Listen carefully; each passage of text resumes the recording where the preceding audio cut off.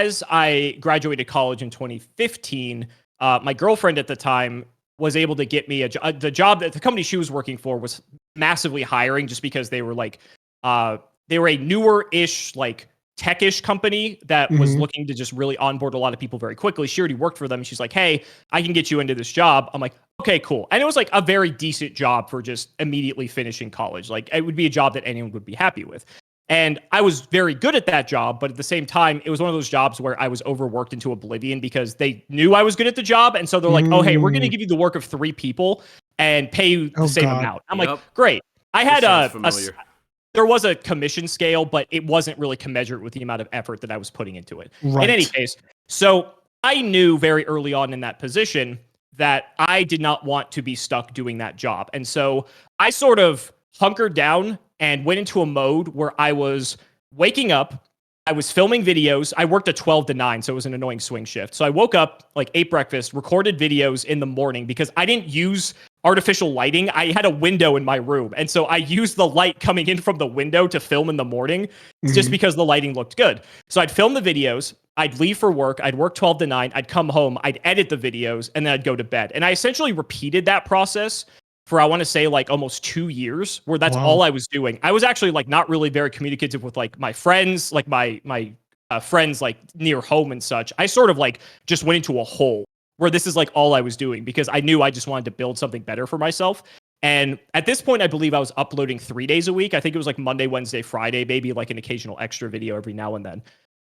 But just 2 years of just pounding the pavement and just being on the content grind.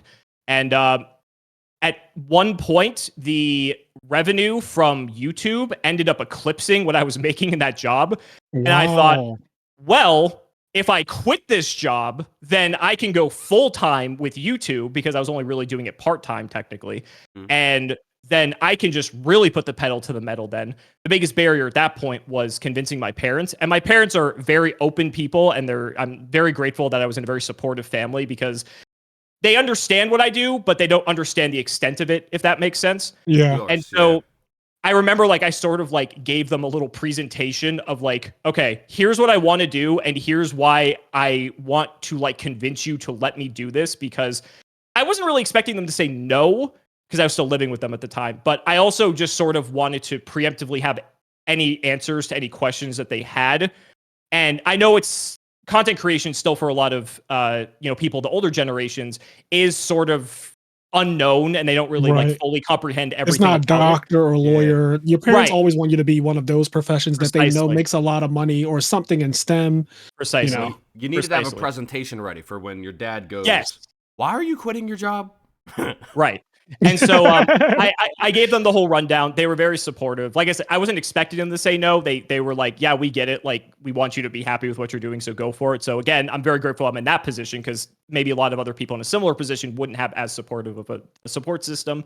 And then we sent it. I quit that job, and that was like one of the happiest days of my life. I remember I walked in. We had like work laptops. I remember I walked in, just dropped my laptop at the secretary's desk, and she's just like, do you need to see your boss? I'm like, nope. And I just turned around and walked out. And then love that. In order, my supervisor called me, my manager called me, the junior director called me, the senior director called me. It went like all the way up because like they knew the golden goose had like just left. Yeah. And so the only person that I really had a modicum of respect for was the senior director because he was the one who's actually allowing me to work on projects that were actually going to like better things and help me move into like a position that would have been better than what I was doing. So I ended up having a discussion with him, and he's like, I totally understand. I don't want to stop you because like you sound like this is like what you really want to do.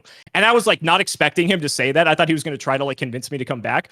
But no, I remember not far from where I used to work, there was a park. And I remember I went and just like, it was like middle of the day. It was like noon. And I just went and swung on the swings, and there was no one in this park. And I remember that was like one of the most freeing, liberating moments of my life because I knew that sounds amazing. That part of my life was over because it was really stressful. And there was so much to it that I was just, this gigantic weight had just been lifted from my shoulders. I remember just swinging on that swing and knowing that like, this is it. Like, I get to go to the next level, and I have to put my money where my mouth is, essentially, and see, like, can I actually make this work? No, Cimo, right now you are speaking to a lot of people who are listening to this. A lot of people who feel the exact same way, where they have this job that they're not exactly happy with, and they've been thinking about making a move into something else. Maybe it'd be a different career.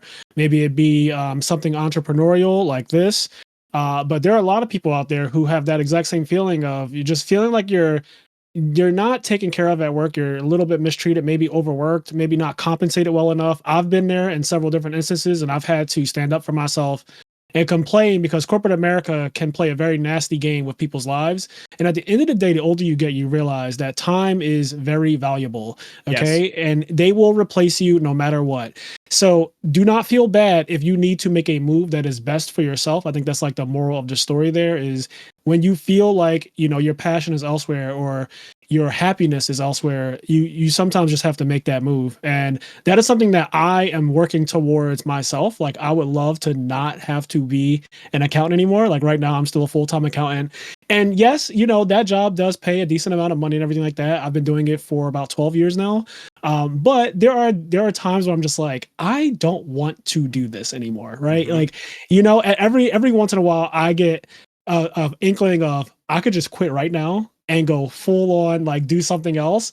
But I still have this kind of bond where I'm like, oh, but you've been doing it so long, you're good at it. Just like you said, like, you were good at your job. It wasn't that you weren't good at it, but it's just like, do you feel like you're living your life to the fullest in this place? And I think that now, seeing what you do now and the passion that you have for doing it with your channel and everything like that, it's amazing. And that story about just like the weight being lifted off your shoulders, I think that that's going to speak to a lot of people who want to know what that feels like. Now, I want to put a couple asterisks here because I know you are a very calculating, conservative person. You are not someone who likes to gamble. I am very similar when it comes to financial decisions. And so I made the decision that I had a pretty sizable nest egg built up. And I also waited until that YouTube revenue exceeded like what I was making consistently for a few months before making that leap. So I was trying to hedge as much in favor conservatively, knowing that it was a calculated risk, but it was something that the returns were a lot higher if I made the jump rather than stayed. And the ironic part is that company went out of business. So oh, wow. So it was going to go anyway. Exactly. So people always talk about from the perspective of like job security when they work for, your typical corporate America jobs and such. But it's like, at the end of the day, you don't know if that company is going to exist in the future. Yep. At any point, they can fire you for any reason. So at will. I'm hired really, at will. At will employees. Yeah. So like, are you really as secure as it seems compared to doing something on your own, whether it's content creation or, starting your own business or what have you? Again, I think it really just depends on people's level of risk tolerance and such. So I just wanted to, put a couple asterisks there that I didn't just leap of faith with no think. There was a lot of planning and thinking that went behind it, that decision.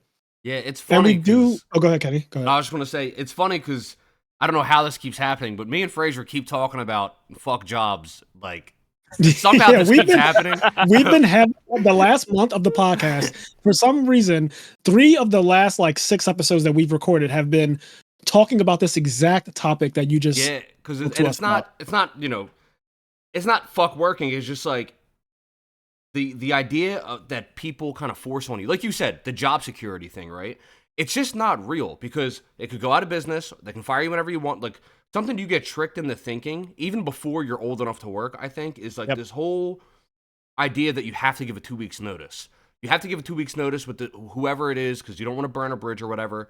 But something that really frustrated me when I got into the working world is that they don't have to give me a 2 week notice. They don't. They don't have to tell me that I'm not gonna be able to pay rent this month. They'll literally, you'll go to work one day and they'll be like, "Hey, by the way, we don't have room for you anymore. Like, this or that happened." Whatever excuse they have, and they're like, you have to go. And then it's like, well, hold on, wait a second. I've got rent and bills and food and family, and they're like, yeah, well, and you're like, can I get a 2 weeks notice? No. okay. And that's like, it. That's just how it works. All those very systems are in interesting. place to protect the companies at the end of the day. Yep. That's exactly right. And we talked about that exact thing. A lot of the things that you were told as a younger person about 2 weeks notice and don't discuss your salary with your friends at work or your fellow coworkers and stuff like that. These are all things that only, if you think about it, it's very unilateral. It benefits the people at the top to not have you guys discuss, what each other is making, because somebody might be underpaid doing the exact same work. And like, that's just not fair. In 2024, we know that these things are not okay. And so people are speaking up about it. So like Kenny said, it's not necessarily a fuck work thing, because I don't want to get on. I never want to get on a show and say to people, quit your job, right? Yeah. Because that is not what I would do. I have not quit my job. I still make whatever, I still do my job. I've been doing it for 12 years. I go every single day. I have to go in if I do. And I get up and I turn my computer on when I work from home. So it's like, for me, you have to be responsible. So I just want to say, like, to put it out there, all of us on this show, all three of us right now, if you have the feeling that you do want to pursue something else, maybe test it out first, right? Is like, do your due diligence, see how it goes in this other entrepreneurial field, if that's what you want to do, or if you're going to switch over to some kind of other trade or take, classes to get another degree and pivot, then do that while you still maintain your living that you currently have. And yes, it is going to suck, but that's just life. You have to bunker down sometimes and deal with it. And those 2 years where you said you were waking up early because the sunlight was in your room so you could record a video, then you would go to work from 12 to 9, you would come home and edit it for 2 years straight. That takes discipline. And that's what it takes to have anything that's worth having in life in general. You're going to have to sacrifice. You cannot always have fun. You said you didn't really get to see your friends like that. There's not as much partying. There's not as much going out. There's not as much spending money on frivolous things. You have to be like, I want a future for myself that is better than the one that I currently see. And in order to do that, I am going to have to cut down on the fun part of life that I'm, forgoing, where my friends might be doing a bunch of stuff that they're posting all the time and they're traveling and they're doing all these cool things. You might have to not do those things for a while so that you can have a better future for yourself. Not to get all like preachy, but. Hey guys, if you like this clip, we have full video versions of our podcast episodes available on the IMNerd Patreon, as well as exclusive content. If you'd like to listen to our full podcast episodes or find us on any other social media platforms, you can do so by clicking the link tree below.